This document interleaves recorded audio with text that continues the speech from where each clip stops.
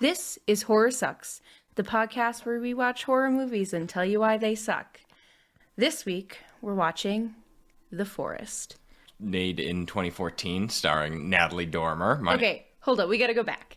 Made in 2016. That's what I said. You said 2014. Did I? I'm Yeah. pretty sure I said 2016. Let's go back to the tapes. Anyway, I'm Carter Rhodes, the number one Evil Dead fan in the room. I'm Ashley Atkins, and even though Carter thinks I have not seen the second Evil Dead. I was gonna say, if you say I'm number two, I was gonna kick you off the podcast. There's no, I'm not letting you piggyback off of what was already a not great one. No, but I did pull in a call from yesterday. Yeah. So we just got trounced in trivia yesterday. That was brutal. It was pretty devastating. But the worst part about yesterday was that I had to watch this movie. This movie is terrible. Yeah. I almost didn't have to watch it because this movie describes itself as suspense. And I was like, ooh, this might not be horror. And then the next tag is horror. And I'm like, all right, fine. I would like to express that you did choose this movie. I know, yeah. But I was like, it's horror. So, yeah, this movie blows. That being said, we've got a fun episode for you. Oh, yeah, I'm sure. So, for those of you who are new to the show... Oh, wait, before we get into it, any housekeeping? check us out at horrorsucks.com. And make sure you sign up for our movie giveaway. Oh, yes, that's right. Oh, actually, wait. This episode will come out after we pick the winner. Are you sure? Yeah. I said December 15th. That's next week. Mm-hmm. Yeah. It'll... Right. Actually, I think this episode will come out the day of. All right, well, if we just, post it in the morning and draw the names at night, there'll be a group of people. There we go. That's a good point. So we will be drawing it at night if you haven't. Go on horrorsucks.com right now and put your email in. Yes. Right now. You will not have until the evening, because that's when we're drawing it. Right. We got a great selection of movies coming for the winner. The theme is unusual sequels. Yes. And that's all the housekeeping we have. So for those of you who are new here, how this thing works is that we will give the plot of the movie, some fun facts, then get into the good, the bad, and the spooky, and wrap it up with our impressions, the Joseph DeStasio memorial quote, and a rating. Yes. It's the Joseph DeStasio memorial line. Highlight, don't make it sound stupid. Forgive me. Yeah. So, I'll start by telling you about the movie. The movie takes place at Aokigahara Forest at the base of Mount Fuji. For those of you who don't know, Aokigahara Forest is known as the Suicide Forest because it's a very quiet, spiritual place that people go to and commit suicide.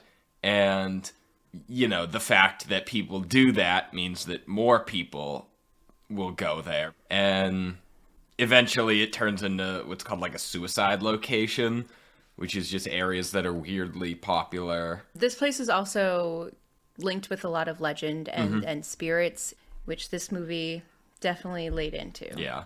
So Sarah is Natalie Dormer plays Sarah, and she also plays her twin sister Jess, just like Jack and Jill.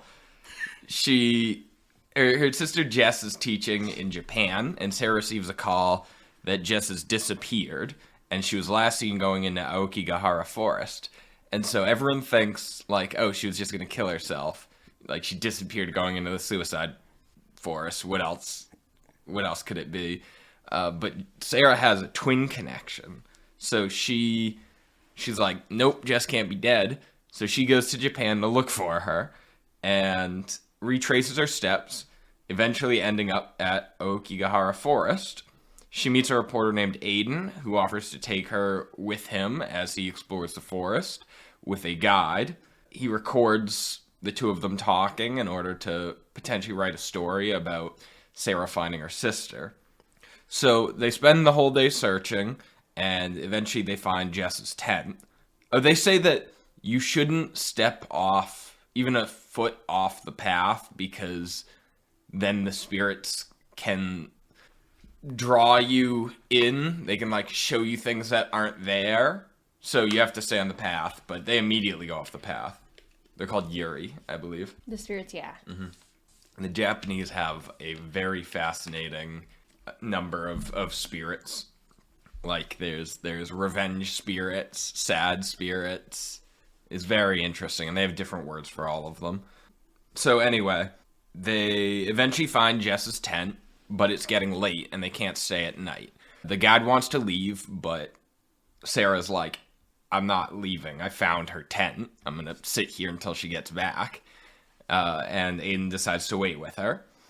So the guy just can't really handle it. He leaves. And at night, this thing kind of like, I don't know how to describe what it did other than harass her, is like tapped on the tent a little bit. Yeah. It snapped branches. So she goes out to look for Jess at night, and she runs into this girl, Hoshiko, who tells her that she knows Jess. And she's very clearly a ghost. At no point did I even think there was a chance that she wasn't a ghost. She goes, yeah, I know who Jess is, and she warns Sarah, don't trust Aiden. The next day, they get lost. They wander around the forest. There's some weird, like, I don't know how to describe it, playing with what she can and can't see, where they'll be walking in one direction, they'll stop to look at, like, a river, and then Aiden turns around and he's walking in the other direction. She's like, what are you doing? And he goes, continuing to walk. And she goes, that's the wrong direction. And he's like, no, look. And he points at the river, and now it's flowing the other direction. And it's just bizarre, no clear goal of the movie to do this. And she starts to suspect Aiden. She looks at his phone, and she sees a photo of Jess on it, despite him, when they met, he claimed he never met her. She was like, we're twins. If you thought you met me before, you'd know her. So she just ends up running away through the forest, and she falls into a hole. Hoshiko is in the cave and turns into a monster. Sarah, runs back to the entrance of the cave, and Aiden rescues her. And that's, by the way, the extent of the cave, is she falls in, sees a monster, and gets out of the cave. So Aiden is like, okay, well, look, you're clearly nervous around me. Here's my knife. Maybe this will make you feel safer. A search party, meanwhile, starts looking for them through the forest. Sarah and Aiden find an old ranger station, and they try to use the radio. And Sarah hears Jess on the other side of the door, and they have to pass notes to each other so that Aiden can't hear.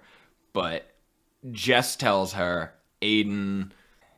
I'm trying to do this movie justice, but, like, it was clear from the instant that they introduced this that Jess wasn't there, that this was the Forrest playing with her. Yeah. So I'm really doing it a favor here by acting like there was ambiguity.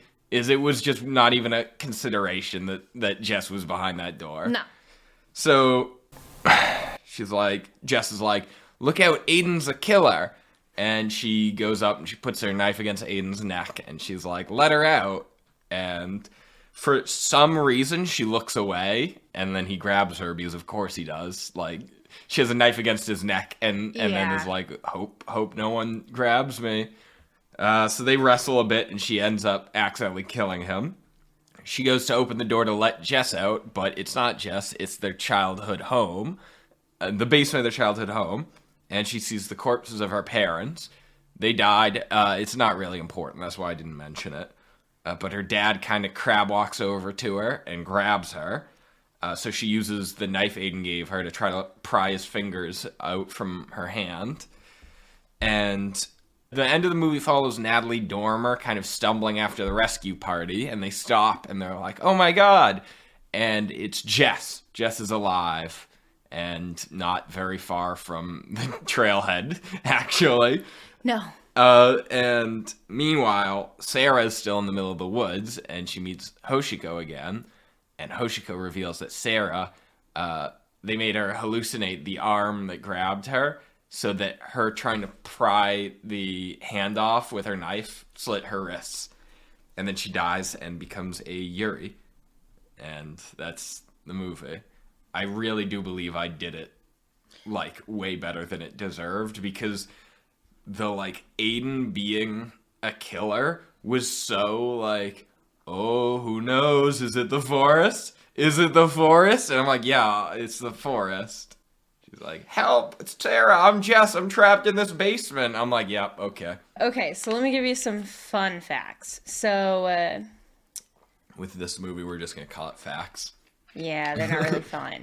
So this movie was directed by Jason Zada, and this was his directorial debut. He got the idea for the movie because he read an article about this forest on Wikipedia and said, this would make a great horror movie. Because he was shocked that there was not one there done before. So it stars... So did you say there was not one there? Yeah, done it was before? bad grammar. Okay. Well, I mean, you got all the words right. You just There's just weren't in the right order. Yeah. I'm aware. I'm not gonna re-say it because my brain's not working today. So we've got Natalie Dormer as Sarah and Jess. She's known for her roles on Game of Thrones. She was in Captain America: First Avenger, Elementary. She was also she in Captain America? I have no idea. Yeah, like Dormer. I can look it up if you're so inclined. I'll look it up. You keep Okay. talking. She was also in The Last Hunger Games. I remember that. Yeah. And then we've got Taylor Kinney as Aiden, and he was from The Vampire Diaries, Zero Dark 30, and he's in the Chicago PD universe, all those procedurals. Then the guide, Mishi, is played by, I apologize. I tried to look up phonetic spelling and it didn't have it. Yukishori Uzawa. That sounds about right. I think probably the first syllable's a little bit more emphasized, but Probably. yeah, that doesn't sound.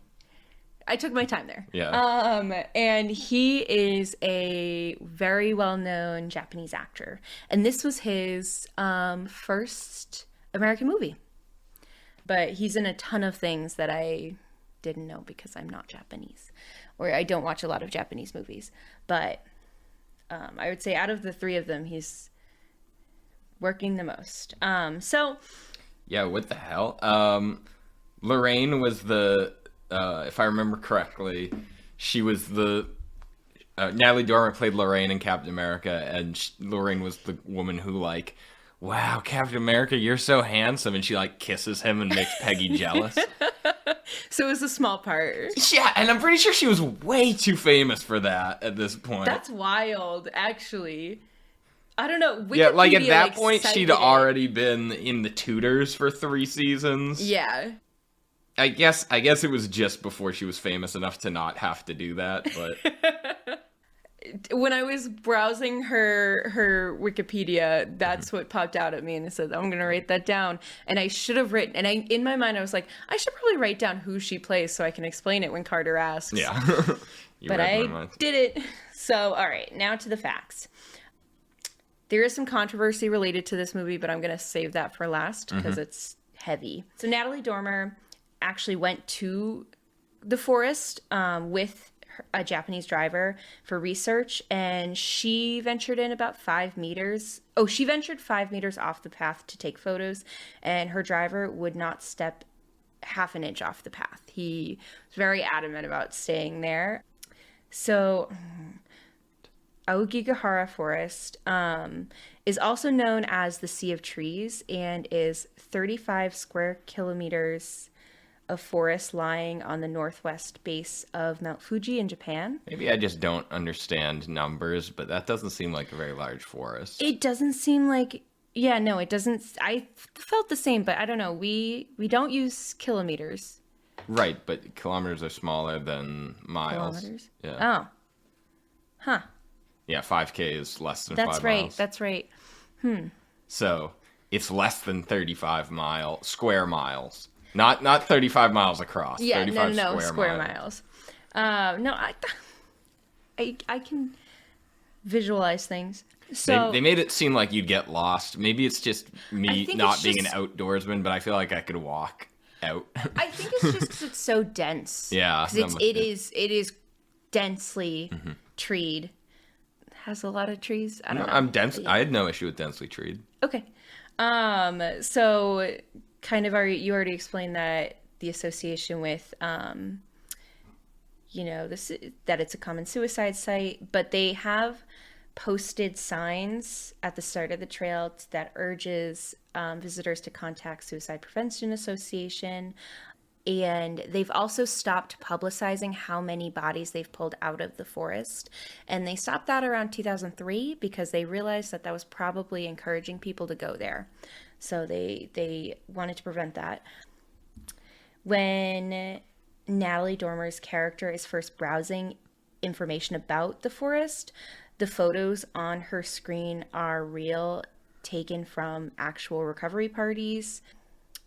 The poster for the film features Stormer's face with the bottom half removed and the dividing line forming a silhouette of treetops dangling nooses.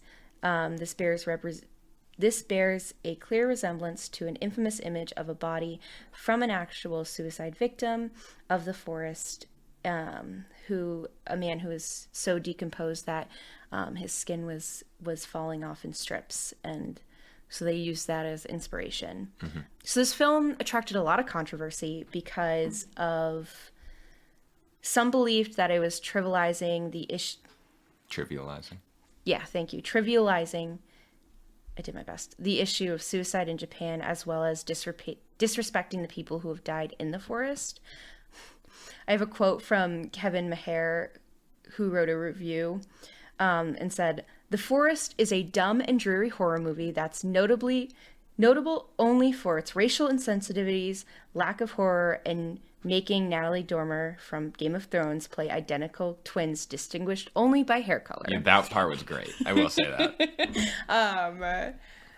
I liked that quote a lot. There's a lot of, so a lot of people boycotted this movie because of the disrespect towards the forest, as well as the disrespect towards Japanese people.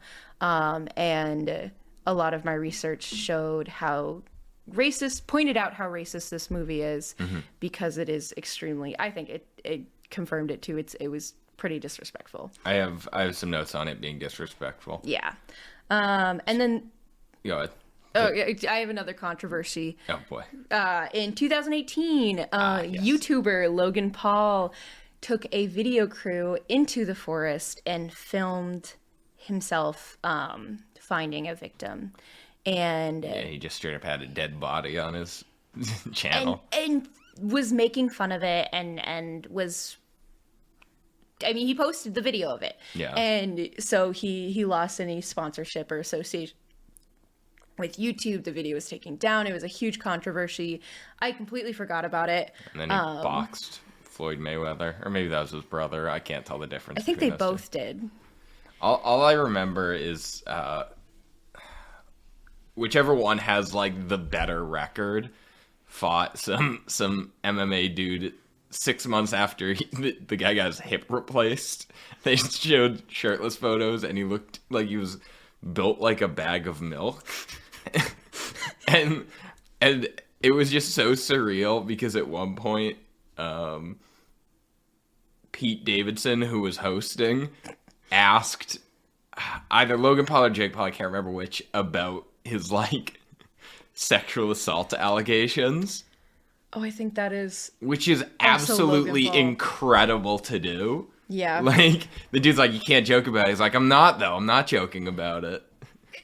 I'm straight up asking you. Yeah, he's like, I don't think we should avoid talking about you being accused of sexual assault. I appreciate that. Yeah. That's actually pretty nice. Point to Pete Davidson. Yeah. Yeah.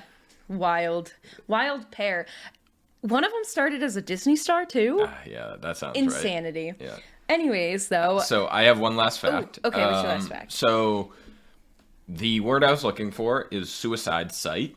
Okay. It is a area that's just frequently chosen for suicide, and here are the 5 most common.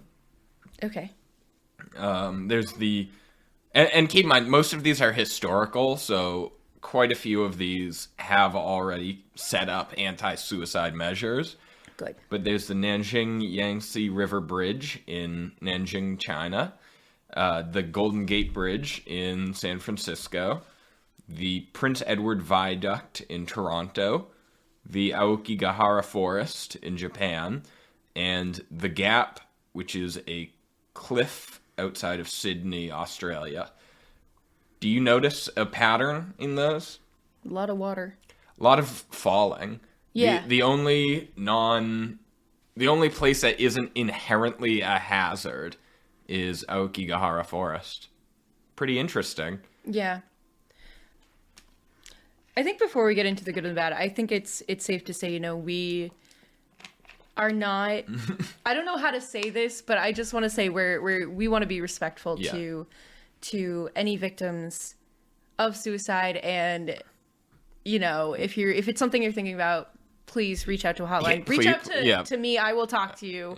Genuinely. Yeah. We are making fun of this movie, which happens to be partially about suicide. We're not making fun of suicide. Right. And just to say, it will be a complaint. Oh, yeah.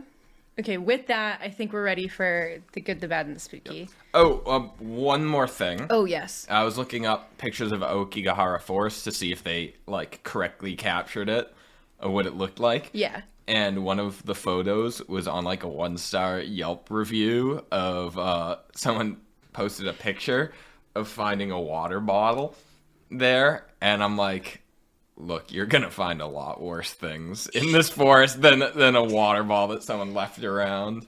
Yeah, I think... Do you not know where you are? Some people just don't. I just don't. I picture someone in a minefield being like, look at this, candy wrappers everywhere. Yeah. Yeah. It's like, what? Why are you talking about this? This is not... Talking about insensitivity. This is not the issue, yeah. The last thing, too. They did not film the forest scenes in Japan. They were filmed in Serbia. Okay. You legally can't, the Japanese government will not let you film at the forest. Yeah, I was gonna say, I'd like them to have filmed it in Japan, but I think it's actually good that they didn't film it in the forest. That would have been way more disrespectful. All of the filming that was of Japan besides the forest were done in Japan. Naturally. I think, they just took what they could for a forest. But yeah, okay. Now we are ready for the good. Dun dun dun. Would you like to kick us off? Yes. So I liked the beginning when she's running through the forest. No, I hated that part. That part was garbage. I'm talking about the part where they're doing the exposition, and it's a series of clips of her getting on a plane to Japan, because it's spooky similar to the I Will Possess Your Heart music video. It's like this woman getting on an airplane and flying to Japan and looking really melancholy as she's in a cab. I was like, honestly, it was a little freaky how similar it was. I don't think I've ever seen this music video. We'll listen to it. Okay. The 8-minute version, obviously. Oh, of course. Love Natalie Dormer. Yeah, she was great. She's good. She was pretty bad in this movie, if I'm being honest. She wasn't a good part of this movie. I was just happy to see her. Okay, that's fair. Yeah.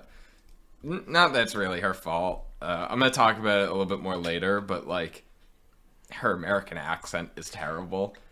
Her and James McAvoy just have absolutely atrocious... They're like, I'm a good old American, love my Statue of Liberty. And, there's no...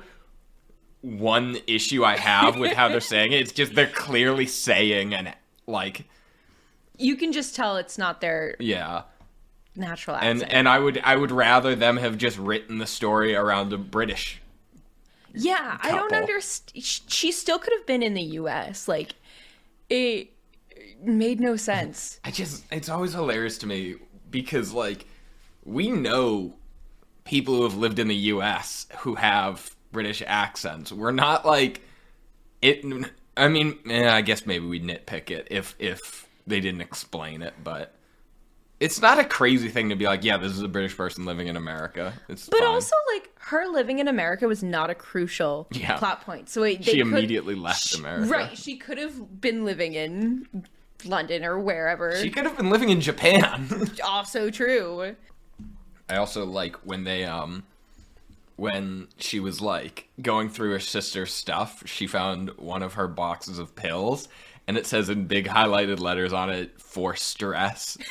And I just love that concept of like, they're like, we're just going to save you some time. We're not going to make up, we're not going to make up a fake medicine name that you're going to look up and discover isn't real. I love it. Is we're just going to call it what it is. 10 out of 10. Yeah. I liked the audio. I thought there were a lot of like echoing and whispers in the forest, and I enjoyed that. There wasn't a lot of music. I did like that. I liked that, yeah. If there was too much music, it would have felt like they didn't do a good job of it, but they at least tried to capture that feeling of like the forest swallowing up the sound. I liked the attempt. Yeah. There's a really cool train shot as she's traveling to the forest. That was nice. I don't have much to elaborate on. Just, I saw it and I was like, oh, what a pretty shot. And when she gets off the train, the forest is right there. It's so immediate. And I liked that it was kind of like very abrupt, that forest being there. It didn't feel like she had to approach it. It was like once she got off the train, it met her there, if that makes any sense. Mm-hmm. That actually makes perfect sense, because she gets off the train, kind of looks around, and then just takes like a hard, just forward path across the tracks into the forest. It just wouldn't have been as scary if it was a like simply don't go into the forest. That tapped into like she still had to go in, but it felt a lot more imposing. They're also, when she gets off the train too, they like pan to see like the whole like Mount Fuji. That's so pretty. Mm-hmm. It was a really pretty shot. Japan's a gorgeous country. Yes. There's this one overhead shot where they're walking that really highlights the trees and the size of the forest. I liked that quite a bit. Me too. Some of the camera work was interesting to say. I don't know if I really want to say I enjoyed it, but I appreciated that I was doing something a little different. In the opening that you didn't like, there's a little bit of I kind of just nothinged it. I don't want to there was some POV shots that I really enjoyed, and then there was a lot of like close-ups while they were going through the forest. And I understand that was just to make their journey of walking through a forest more interesting, but I enjoyed them. There was one shot of like a close-up of moss, and it almost looked like the moss was breathing, like the forest was alive. And I thought that was pretty cool. So I also liked that in the beginning, Natalie Dormer wore like very bright white clothing that got darker throughout the movie. I don't know if that was even intentional or if it was meant to show anything, but I like to think it was, and I like to think it represented the transition of the story from Natalie to her sister Jess, because Natalie had blonde hair and Jess had dark hair.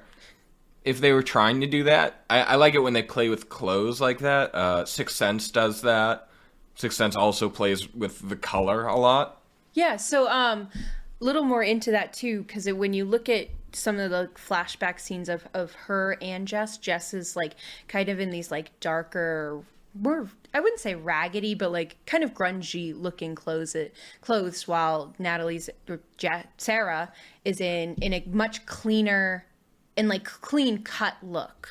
And also, one's blonde and one's dark. Brunette or black, I'm not sure. I think brunette is brown by definition. Yeah, I don't know what she was though. I was reading somewhere that she dyed her hair black, but I thought it looked like black hair. Okay, so you've got blonde and black, and I was reading somewhere too that it would like could possibly, I don't know if they did this intentional, but it's like kind of like yin and yang. So which is pretty cool too. Honestly, I think they just did that because to tell them apart. Yeah, especially in the dark forest. Especially with this movie's just complete lack of anything. Yeah. I don't think so. But if you want to take it as yin and yang, it's there. So that's all the good things I have to say about this movie. I apologize for how, like, it was really, there was just so little to like about it. This wasn't even the worst movie I've ever seen. This just had the least good parts. Okay, What, you liked it? No, gosh, no. I think this is one of my lower ratings, but I can find more things to point out for the good. I enjoyed the scene. Some of the hallucinations she had where the Forrest was kind of tricking her. I liked mainly though the maggot scene where she cuts her hand at one point, so she goes to the river to try and wash it off. And there are maggots on her hand, and then they start crawling under her skin and up her wrist, and she feels inclined to try and cut her wrist open to get the maggots out. And I thought that was like a clever way of the Forrest pushing her. I And I didn't think it was clever at all. I was, as soon as they maybe started, not clever, but as soon as I saw the maggots, I was like, oh, this is the Forest. And as soon as they started moving, I knew exactly where they were going with it. I was just, okay, maybe it was a little predictable, but I think I liked the idea of rather than the Forest just scaring her, it was like pushing her in a direction without her being like, yes, this is what I'm doing. Mm-hmm. If that makes sense. yeah. Yeah, I think yeah, that's it. Okay. Anything else is really not worth mentioning. So let's talk about the bad. The bad. So this is a great, segue. The jump scares were incredibly obvious. I was going to save that for last. Oh, no, I want to talk about it first. So there's one scene, this tent jump scare, where she's like hearing rustling and she backs up against the tent and the fire's behind it so you can clearly see shadows. And I was just watching it and I was like, oh, look, there's going to be a jump scare. And then like a hand appeared and I was like, oh, a jump scare. There's the lights jump scare where she turned on the lights and there's one light at the end flickering. And I was like, oh, cool, there's going to be a jump scare. They were so obvious what they were doing. Like, not even from I've seen the framework of horror movies and know what's going to happen. Like, the music itself would and it would cut out. And, like, there would be the pause before the jump scare. And you're just like, oh, yeah, thanks for that heads up. Yeah, the jump scares were so cheap and so awful, but also the jump scare that I think is the worst is the one where she was looking through the slide camera. I have that in my spooky. No, you don't. Solely off of, like, sheer surprise. Not even horror, just like... Okay. I didn't see it coming because it was so cheap. Like, I guess that's fair, but the quality of the creature that pops into it looks like it's cut and paste. Yeah, it's like, real bad. It's bad. So bad. There's one jump scene where she turned her head, screamed, and then the camera cut. Yeah. I was like, what the fuck? Then what they choose, the non-jump scare horror, is so boring. There's like rustling in trees. There's a body making noise. Like I said, she fell into a cave and got out. It just was so unscary all the way through. No, there was no tension built at all. The only tension was built is whether or not you felt you could believe Aiden was a good guy or a bad guy. And that wasn't even like... It was fine. That was conflict. It wasn't even tension. Yeah, it was that's just, true. Like, I didn't care what happened to her because they didn't make her a particularly charming person. There was no emotion in this movie at all. She and her sister were very cold. Yeah. And 'cause I would not expect this sister to go looking for this sister in the woods and like spend the night to try and find her. Not to say like that like she wouldn't, but from her expression and like her emotional state, like she seems pretty neutral, but like, man, I feel driven to do this, but like, I don't know. It's just... They had one scene in which the sisters interacted, and it was just a very bad dynamic. They were like joking around kind of, but like the kind of joking you make if you've never spoken to anyone before, where she's like, here, catch this, and then she pretends to throw something, which is, they felt like strangers. Yeah. She's the same fucking person! And I don't know why they make her feel like a stranger. I don't know. That scene was so bad. It was like a cold moment in what was supposed to be a cold relationship, and I felt nothing. Yeah. I remember making a note, it might have been nice if they were unusually warm to each other, because it would have been like a break from the tension of the relationship. Right. You could see why she would fly to Japan, even though she's not close to her. Yep. But they just kind of had another mediocre conversation. Exactly. We also get so little about Jess that, like, I don't care. I don't want to go looking through the forest for her. I don't want to go on this journey with Sarah because who is this person, like, besides her sister? On top of that, yeah, first of all, they didn't give up much information about either character. Right. And I lost my train of thought. That's okay. What were we talking about? We were talking about Jess and how we don't we were talking about how we don't know either character, but I was saying how, like, Jess, like, so little is brought up about her that, like, why are we in the forest? Like, it really made no sense why her sister was looking for her so diligently. Yeah, like, the only reason she was doing it was because, like, she's my sister. It wasn't like, I love her and she's my sister. It was out of duty. Yeah. There was an interesting scene in which their parents died and the twins go down to look, and Jess is down there first, so she sees them, and, like, she reacts, and Sarah closes her eyes. And so that was supposed to be the, like, why Jess is the troubled one, is, like, she saw their dead parents and Sarah never did. Right. That could turn into an interesting dynamic, but they didn't do anything with it. Like, No. that would have been neat if one of the twins took on an older sister role, even though they're literally the same age. Yep. But That would have been a whole different. different movie. But yeah, no, It would have been a good movie if they just, like, made them feel human. that's the thing too. Even when, like, Natalie Dormer is going through Jess's life in Japan, we get nothing from it. She is a teacher and her student is scared because she saw her go into the forest. That's all I learned. That's it. Not even like, man, we love our teacher. She's so great. I'm like, oh, okay. Now I feel a little inclined to go find her. She's a good person. We didn't get that. Yeah. Not to say that someone who's not a good person doesn't deserve a search party in the forest. It really didn't help clarify Sarah's motivations or pull me in either as a viewer.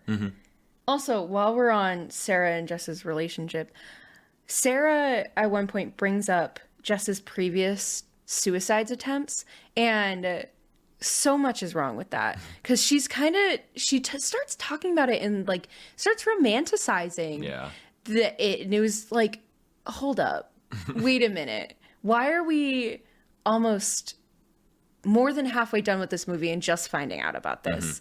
Number one. Number two, like, what? For what it's worth, I did, and I guess this is a knock on the movie because the movie didn't need to talk about her suicide attempts. No. Because if a relative of yours goes, like, they're like, oh yeah, we saw him go into Suicide Forest, and you're not like, oh, interesting, is it a hike? That kind of tells a lot about your concerns. Is the fact that she flew to Japan.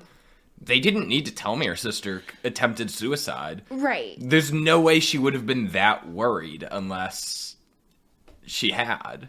Right, exactly. And so the movie shot itself in the foot there. Yeah, it was unnecessary, and I just don't like the way she talked about it. I think if they felt really that they needed to bring it up, it could have been brought up differently.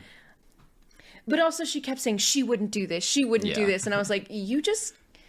So, yeah, then Hold it was on. that weird combination of her being, like, so worried about her sister, like, oh, man, she went into Suicide Forest, she's in trouble, and then, like, oh, but she wouldn't kill herself. I'm like, then what, is she just lost in the woods? Why are you here, then? Yeah, it's that, and, like, also, with the other two attempts, like... She has no reason to believe she wouldn't do that. Right. I think it would have been more believable, like, I need to go, talk to her and support her and be there for her. Yes. That's a much more compelling story. Yeah. The movie, granted, not a lot of the movie takes place in society, but when it does, it is pretty xenophobic. or Is it? It wouldn't be xenophobic because that's fear of the outsider. Because she was the outsider, so they would have mistreated her. Right. Either way, it was very culturally insensitive. I feel like that's a fair way of phrasing it. Yeah, it was super culturally insensitive. And I think it was culturally insensitive the way that Natalie Dormer's character interacted with, with people in the country, but then also the way that the people were, that they had the actors portray those characters of those people were not good either. Yeah. Like, I felt that there was a lack of empathy towards Sarah trying to find her sister. And I think it's just because the movie wrote poor characters. The two biggest things I can think of that I found really insensitive, aside from the concept of filming a movie about the suicide Forrest, is number one, when she goes to get food, they serve her like some kind of a sushi thing and it's moving. And she's like, can I get one that's dead? Like, grossed out. And I'm like, it's fucking sushi. This isn't an exotic, like, meal that you don't know if you're like, it's sushi. They have it everywhere. Right. I don't know. In Japan. Like, if I go to a sushi restaurant in Japan, I don't care what it looks like. I'm going to eat everything. Yeah. Yeah, and then the movie really framed anyone who believed that there was, like, bad energy about the forest. It framed it like they were silly, superstitious people. Yes. As though, like, beyond the idea of ghosts, as though they were silly for thinking that a forest where people go to kill themselves is, like, bad energy. Right. It was incredibly condescending. That she, like, the character herself was condescending towards Japanese people. She's like, I don't believe in that. Yeah. Also, even when she was with her guide in the forest, was like, well, I'm going to spend the night. Yeah. And the guide, Michi, was like, like, you need to leave now. She's like, well, you can leave. That's... You can't do that. Like, no. That's the thing about guides, is like... They know what they're talking about. Yeah, and also, they can't just leave you. Right. For a number of reasons. Like, I remember on Everest, this was a movie, so granted this didn't happen. Well, this was a movie based on a true story, so it did happen, but it probably didn't happen like this. Anyway, one of the characters was, like, limping towards the top, and they needed to turn back because there was a storm. And the dude was like, just leave me. And I was like, well, you just killed the guide because he's obviously not fucking leaving you. That would be borderline irresponsible of him. I was very proud of Michi for just leaving her in the forest. Me too. I don't know. She was stupid. Conceptually, just when you boil down this movie, it's not a very good story. No. Is like, it's at its core, it's about a haunted forest. If you don't have prior knowledge of Aokigahara Forest, if you don't have that kind of like cultural baggage, then it is just a haunted forest that she thinks her sister's in and then doesn't get out of. It's a very boring movie. Yeah. And also the color palette is atrocious. It's like just the saddest, darkest blue from start to finish. It's awful. What else? I mean, what did you just say? Color palette? The color palette was awful. One of the other things that I hated in the beginning, the story was told through flashbacks. And I've said it a few times on here. I don't like flashbacks. I think in some cases they're okay. This was not one of them. I think the story would have been fine if it just gave the information ahead of time as before she got on the plane. I don't like it. I prefer a straightforward path, personally. That's why I stopped reading it. Too many flashbacks. Yeah, well, to be fair, it is like a comically out of order story. So that's a bad example. But I see what you're saying, is there's a ton of jumps. At least it was easy to follow, but I still didn't like it. I will say one of the few things that I did like about this movie, I forgot to mention it, was her parents' she said they were killed by a drunk driver just outside the house, but in the flashback, while she's telling the story, you hear 2 gunshots as they go downstairs, and their father killed himself and the mother in a murder-suicide, which, by the way, wild concept to do a murder-suicide with other people in the house. Imagine not getting invited to the murder-suicide. Anyway, but, like, the movie didn't dwell on it, and I thought that was really good because it told, like, the fact that she lied and said it was a drunk driver. We obviously saw what it was. We weren't confused about it. And the fact that she was lying about it told a lot more about her character than just, like, confessing about her parents dying. The one little thing we really got from her. Yeah, is the, like, it was good. I liked that. Something to hold on to. Mm-hmm. But back to things we don't like. Another thing I didn't like, and this is played up in media quite a bit, the whole twin telepathy thing that was going throughout the film. She's going, oh, but I can hear her. I know she's still alive. I can hear her. And then in the end, she was like, it's quiet. Yeah. And it was like, stop. It's stupid. It's so dumb. The one scene in which they were in it together was incredible because it was like if Ashley and I tried to direct a movie with twins in it, where like it was clearly just the camera would shoot one of them from behind, and it was clearly just someone in a wig, and Natalie Dormer talking to the camera, and then it would cut from a different angle, and the exact same thing, but now it's other Natalie Dormer, and it was just so like baby's first twin shot. It was hilarious. It was rough. The lighting is atrocious in this movie. Yeah.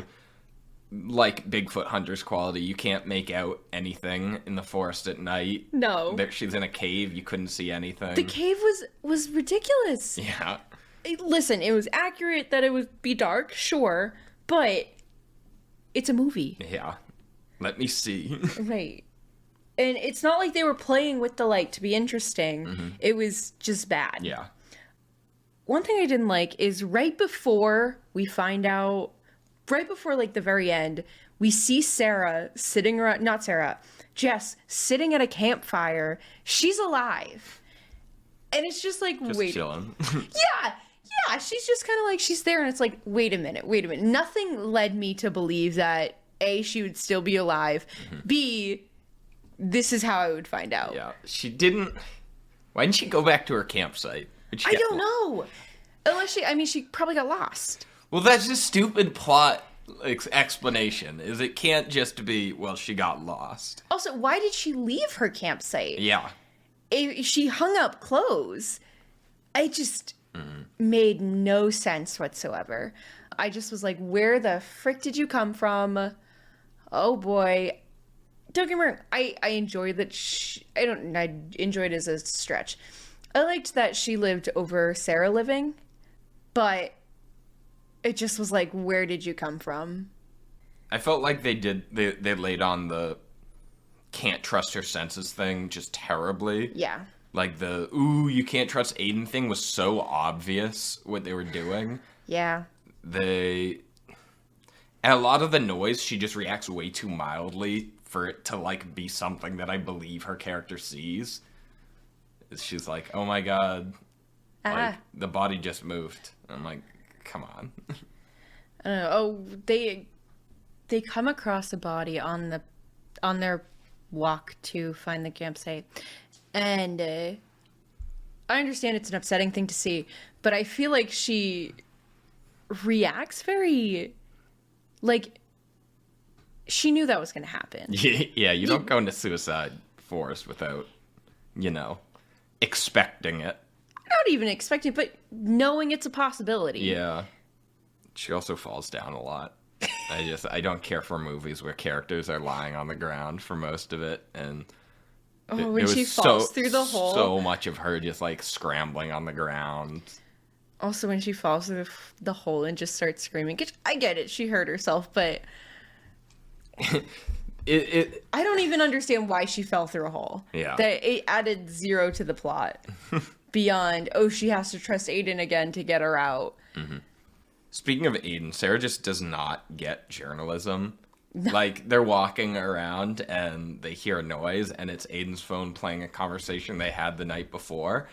And she's like, "You were recording me?" And I was like, "He asked your permission to record for the story." And her defense was like, she was like, "Oh, well, that was, the first night. I didn't give you permission to ask the last night." And I was like, if the guy who says, "Do you mind if I do a story on you?" starts asking you questions about the story, Right. it's not a plot twist when it turns out he was doing it for the story.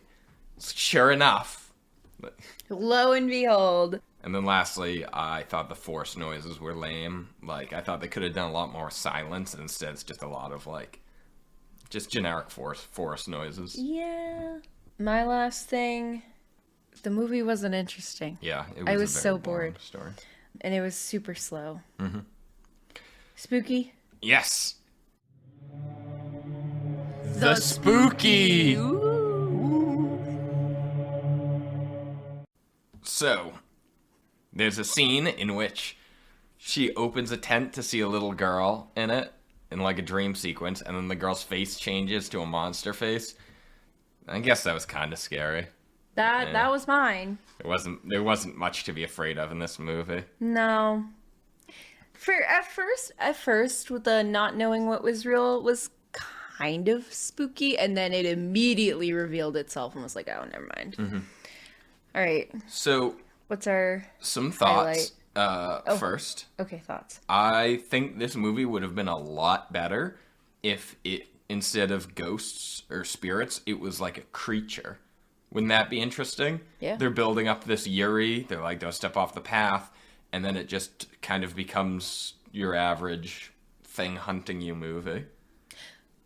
Yeah, I feel like she really wasn't hunted that much either. Mm-hmm. And, like, she was more just, I think you said tormented. Like, harassed. Yeah. Torment sounds like... Torment's too much. Way more... Right. A way clearer purpose. You're right. Harassed is a better word. And I think hunted would have been so much better. I think a creature would have been so much better. Mm-hmm. I think it would have been better if it was just in a different forest. Yeah, maybe. Like, there's a haunted forest. Don't go off the path kind of thing. Mm-hmm. A more respectful lens would have allowed her to, like, play the skeptic without being, like, putting up the, like, cultural boundaries of, like, oh, the Japanese consider this forest to be very, cursed or whatever. That would have been a lot better than, like, well, I don't believe in spirits. Yeah. She could have been skeptic and still been. Yeah. And then at its core, this was just a boring movie. It was unscary and uninteresting. I didn't care what was happening. So, this movie is only an hour and a half long. It took me... So long. It took me, though, like, an almost, not 2 hours exactly, but kind of closer to 2 hours, because I kept getting distracted watching the movie and start doing something else and then go, oh shoot, I missed something I needed to see, and have to go back a little bit. And it wasn't like, oh, I did that twice. I did that like 6 or 7 times. It was like, once or twice I stood up to go do something in the other room and was like, oh shit, I need to be actively watching this. That's exactly what I did. Oh gosh, this movie was bad. Mm-hmm. So, for my Joseph DeStasio Memorial Line highlight... Oh wait, I forgot something from the bad. What? All the freaking "it's just a dream" sequences were awful. They had no purpose. Like, No. There was no reason she should have been having these nightmares. No, and like also, it always ended with a jump scare. Yeah. And they were bad. Mm-hmm. But there was at least three of them, I think. Yeah. So, the Joseph DeStasio Memorial Line highlight is a quote in the movie from Sarah Teasdale. "Not one would mind, neither bird nor tree, if mankind perished utterly, and spring herself, when she woke at dawn, would scarcely know that we were gone." I hated that scene. It was a terrible scene, but it's a pretty beautiful quote. It is a beautiful quote. It's very fitting for a Forrest-themed one. Yeah. So this is one of the few Joseph DeStasio Memorial Line highlights that I sincerely enjoy. And it is a quote from Sarah Teasdale. Great. Not written for this movie. No. All right, you ready for a rating? Yes. I'll go first. I gave it a 3 for 3 dream sequences that don't belong. Okay. I gave it a 2 for only 2 people invited to the murder-suicide. Seriously, 5 people in that house. At 40%. That's an abysmal turnout. You can get better. My head is in my hands. You can get better turnout anywhere with anything. Do you want a better turnout? No, but like you don't. So how do I phrase it? Ashley, let's watch Carter dig himself out no, of this hole. I'm not. Yeah, I will dig myself out. Imagine if your family had a murder suicide and you weren't invited. You were the only survivor. Wouldn't that feel shitty? Yeah, I would feel terrible, but I would not want to be a part of it. No, but you would ask yourself, well, why not me? Someone's got to carry on the family legacy. Yeah. But you have to tell their story. All right. Okay. Well, anyway, that's it for this time. Is Megan going to be out next time? No, Megan's not out until January. Megan's probably the last movie we're really excited for. Speaking of Megan, excited is a word. Anticipating, maybe? There you go. Yeah. I actually saw a TikTok about Megan this morning. At the premiere, they had a bunch of dancers that dressed up as Megan, and we're doing like the "It's Nice to Be a Friend" dance from the trailer, and I thought I was gonna go spooky. It didn't. It was just a dance. It was a lame dance, Yeah. and I almost sent it to you, like, I had to watch this, so do you, but I was like, it's not even worth looking at. Yeah. I was like, why did I sit through this whole thing? They just kind of walk around the stage a bunch. There's so many things. Right off the bat, here are my biggest concerns about Megan. The fact that they CGI'd her to look shitty. The fact that it's very clearly a Chucky ripoff.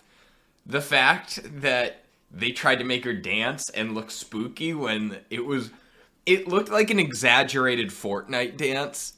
It looks so stupid. It looks like a stupid TikTok dance. I know that's the point, but I just don't think it's going to be good, which is why we're going to go see it. But speaking of something good, have you seen the show Wednesday on Netflix? No, but I do know that it has Jenna Ortega in it. It does have Jenna Ortega, one of our favorite friends. I really liked it. Mm-hmm.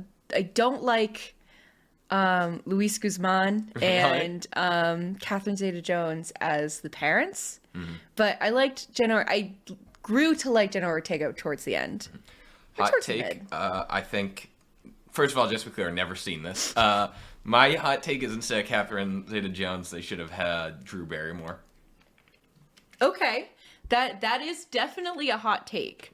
Why Drew Barrymore? Just because it would be funny? Drew Barrymore just has a kind of energy that I associate with Morticia Addams a little bit more. Okay. Drew Barrymore captures a lot of the, distanced humor almost. Morticia Addams is often smiling, amused by what's going on. But it's not but above it all. Exactly. And that's what I associate with Drew Barrymore. Okay, yes. I'm seeing it. Mm-hmm. Yeah, that's what Catherine Zeta-Jones lacked. She didn't have that kind of above it all attitude. Is she's entertained by it the same way you'd be entertained by a TV show. Yeah. And I've seen Drew Barrymore capture that perfectly in Donnie Darko. So that's why I wanted her to play it. Okay. I still need to wrap my head around that, but I see where you're coming from. Mm-hmm. I think there are plenty of actresses out there that can play this role better than Catherine Zeta-Jones. Mm-hmm. And I think they chose her for the name, to be honest. Mm-hmm. I was unimpressed. She told them, I'm going to rob your bank if you don't let me play this movie. I just was surprised. And I think... Just to be clear, I don't even get that reference. That's how old I am, or young we are, is we haven't even seen a Catherine Zeta-Jones heist movie. No. But the other thing, Luis Guzman looks the part. I love Luis Guzman. I do too. He looks the part. It just didn't feel right. And maybe if there was a different actress as Morticia, he would have fit better. Mm-hmm. But I also just look at the 90s movies, and Morticia and Gomez were perfect. Yeah. There. It's like, I understand you don't want to do an exact replica of them, but for me, it's like, I can't get past that. And when I first started watching it too, I didn't like Jenna Ortega in it because she wasn't exactly Christina Ricci. And then towards the end of it, I was like, oh no, she's adding a lot of depth to this character. Like, I like it. So I recommend it. So some closing remarks for the podcast. Sure. We've just finished our episode on Wednesday. Some closing remarks. Ian and I were going Christmas shopping at Bull Moose recently, and I found not one, not two, but 3 Under the Dome collector's editions. No. All on I don't sale. Want it. I do not want it. Okay, well, the thing about Christmas gifts is that you don't get a say in what you get given. It. Considering I found a nice gift for you. It better be Under the Dome collector's edition, because I want another one. No. Oh, you didn't buy all 3 of them? No, they were actually pretty expensive. Yeah. They were like $20 each. Yeah. No, I will not spend more than $5 for an Under the Dome box set. That's what I spent on mine, actually. Exactly. Why would I spend more than that then? Also, why do you need another one? Just in case something happens to the first one. I take it with me everywhere I go. I think you told me that you were going to leave it to me in your will, and I told you that I was going to bury you with it. I'm going to leave it to you in my will, and I'm also going to leave you the rest of my money on the condition that, like, once a month, someone comes by and makes sure you have it prominently displayed in your house, and if you don't, you lose all of the money. Well, listen, if there's money attached, then I will frame it. Ooh, you know what I'll do? And put it in, like, a nice... Yeah. Like the Randy Memorial from Scream. What's the least amount of money I can give you to make it worth it? Like $10 a month? Just to have it hanging in your house. That's it. You let someone in once a month, they look at it, write you a check for $10. Nah. Really, it would have to be more. For the rest of your life, $10 a month. $30 a month for the rest of my life. $30 a month to just have Under the Dome visible. You don't need to frame it or anything. You can have it in your DVD collection. No, it'd need to be $30. All right. Here's the thing, I'm gonna crunch the numbers on that. See how far ahead in advance I can pay that.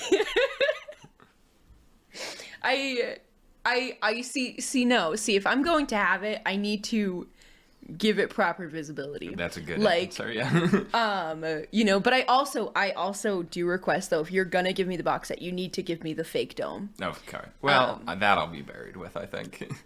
That's fair. Okay. Hurt a little, but yeah. I get it. Respect. Maybe I'll split the difference and leave you the Under the Dome fake dome, but then make my coffin a dome. I don't know. We'll figure it out. Maybe we'll crowdsource it, see what everyone thinks. Should Carter be buried in a glass dome like with, of course, the bloody headprint? Yeah. No, you know what we're gonna do? We're gonna put a bloody handprint, and I'm gonna have you guys paint my hand red so it looks like I was still alive in the dome. Okay, that's pretty funny. Yeah. No, I already know my funeral. I think I've talked about it, where I make a big deal about it being closed casket. Whenever they move it, you very clearly hear the sound of rocks tumbling. It's way too heavy for me. And there's a mysterious catering company that's really pushy on people eating the mystery meat. Jesus Christ, Carter. Obviously, it's not gonna be me, no, but I just... of course, the humor of, like... So that's just rocks in there, right? And they're like, would you like a burger? Carter has insisted. I feel like you need something noisier than rocks, though. I don't know. I'll think about it. Anyways, enough about that. Yeah. What are we doing next week? Oh, it's my choice to decide, huh? Yep. You know what? Next week, we'll be watching. The Ginger Dead Man. So catch us then. And with that, I think we're done. I think we're done too. Okay, thanks for listening to the Under the Dome podcast. I'm Carter Rhodes. I'm Ashley Atkins. And stay spooky. Horror Sex is brought to you by Wild Thing Media. Production done by Carter Rhodes and editing done by me. Bye.